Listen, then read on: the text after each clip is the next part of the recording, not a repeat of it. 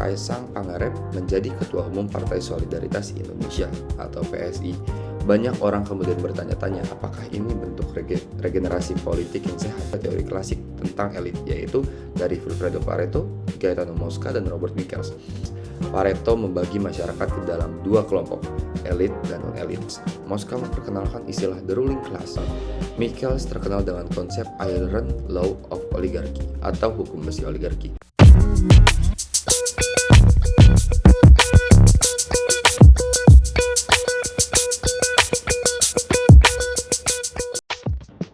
Kita sering dengar istilah elit politik di berita, di media sosial, bahkan dalam obrolan sehari-hari.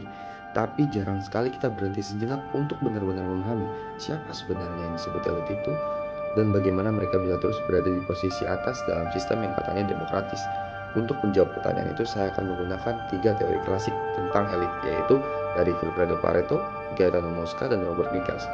Lalu saya akan menghubungkan teori-teori itu dengan fenomena aktual yang sedang ramai diperbincangkan, yaitu dinasti politik Presiden Joko Widodo.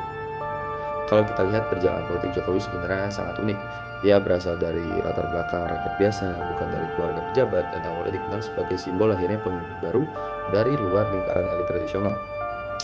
Tapi seiring waktu justru muncul tanda-tanda bahwa kekuasaan mulai terkonsentrasi kembali di dirinya, terutama lewat keluarganya sendiri. Anak sulungnya, Gibran Rakabuming Raka, kini menjabat sebagai wakil presiden, dan juga yang dimana sebelumnya beliau adalah wali kota Surakarta. Sementara adiknya, Kaisang Pangarep, menjadi Ketua Umum Partai Solidaritas Indonesia atau PSI. Banyak orang kemudian bertanya-tanya apakah ini bentuk regenerasi politik yang sehat atau justru tanda bahwa demokrasi kita sedang menuju ke arah oligarki. Kalau kita pakai kacamata Vilfredo Pareto, maka jawabannya bisa lebih kompleks. Pareto membagi masyarakat ke dalam dua kelompok, elit dan non-elit. Elit adalah mereka yang punya kekuasaan dan pengaruh besar dalam membuat keputusan politik. Menurutnya, kekuasaan dalam masyarakat tidak pernah benar-benar berpindah ke rakyat, tapi hanya berpindah dari satu elit ke elit lainnya, dan ia menyebut proses ini sebagai sirkulasi elit. Dalam konteks Indonesia, kasus Jokowi bisa dilihat sebagai contoh bagaimana sirkulasi elit itu terjadi, bukan keluar lingkaran kekuasaan, tapi justru di dalamnya sendiri. Kekuasaan tidak benar-benar berpindah ke rakyat biasa, tapi berpindah antar individu yang masih berada dalam orbit yang sama.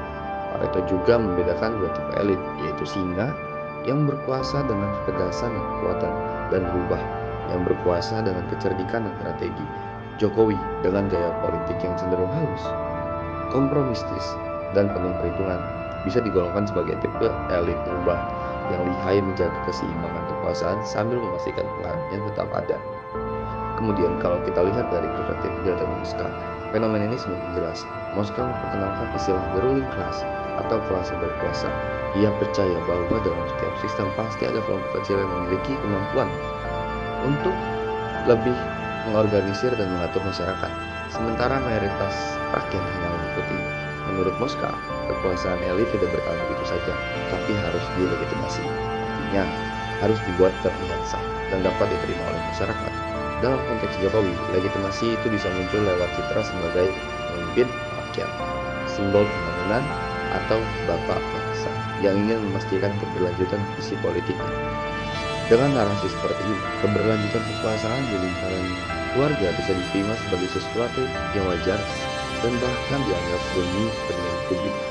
Jadi dari Mosca kita belajar bahwa kekuasaan elit tidak hanya soal posisi, tapi juga soal kemampuan menciptakan narasi dan ideologi yang membuat mereka terima rakyat. Selanjutnya, teori Robert Michels membawa kita ke pemahaman yang struktural. Michels terkenal dengan konsep Iron Law of Oligarchy atau hukum besi oligarki. Ia berpendapat bahwa setiap organisasi, tidak peduli seberapa demokratis dia awalnya, pada akhirnya akan dikuasai oleh segelintir elit. Alasannya sederhana, semakin besar organisasi, semakin kompleks pengelolaannya, dan pada akhirnya hanya sedikit orang yang punya waktu, kemampuan, dan sumber daya untuk mengendalikannya. Hasilnya kekuasaan pun terkonsentrasi di tangan sedikit orang. Kalau kita lihat partai-partai di Indonesia, hukum besi ini sangat nyata. Misalnya, saat Kaisang Pangarep menjadi Ketua Umum PSI, banyak yang menilai bahwa fenomena ini menggambarkan betapa partai politik Indonesia masih sangat politis. Meskipun PSI mengusung semangat anak muda dan berubah, pada akhirnya kepemimpinannya tetap berada di tangan orang yang punya hubungan langsung dengan lingkaran kekuasaan nasional. Inilah contoh klasik dari apa yang disebut kita sebagai kecenderungan alami menuju oligarki, bahkan dalam organisasi yang mengklaim dirinya demokratis. Kalau kita gabungkan ketiga teori ini, maka kita bisa melihat gambaran besar dari Indonesia elit politik Indonesia.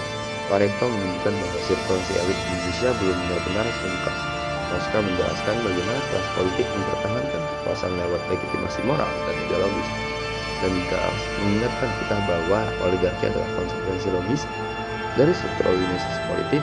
Jadi meskipun secara formal Indonesia adalah negara demokrasi, di tingkat praktik kekuasaan masih sangat bergantung pada elit dan jaringan mereka. Pemilu boleh berganti, partai boleh berbeda, tapi wajah-wajah yang berpengaruh tetap saja berasal dari kelompok yang sama. Fenomena ini juga punya dampak besar bagi masa depan demokrasi kita. Pertama, mobilitas politik menjadi sangat terbatas. Sulit bagi orang tanpa koneksi atau modal besar untuk menembus sistem politik yang sudah mapan. Kedua, kualitas demokrasi bisa menurun karena sirkulasi elit tidak diiringi dengan sirkulasi ide atau kebijakan baru. Dan ketiga, kepercayaan publik terhadap politik bisa melemah karena rakyat mulai merasa bahwa siapapun yang menang, ujungnya tetap saja elit yang sama yang memegang kendali. Namun pentingnya juga untuk diingatkan bahwa fenomena semacam ini tidak hanya terjadi di Indonesia, di banyak negara demokratis lainnya seperti Amerika Serikat atau Filipina. Kita juga melihat kecenderungan serupa di mana keluarga politik, kelompok bisnis, atau elit tertentu mendominasi kekuasaan. Bedanya di negara-negara dengan institusi yang kuat, mekanisme kontrol seperti transparansi dan independensi lembaga hukum dan media yang kritis bisa menahan laju oligarki agar tidak terlalu dominan. Jadi pada akhirnya, teori Pareto, Mosca, dan Michels mengajarkan kita satu hal penting, bahwa demokrasi tidak otomatis menghapus elitisme. Demokrasi itu justru menciptakan bentuk baru dari kekuasaan elit yang lebih halus, lebih terorganisir, dan seringkali lebih sulit disadari.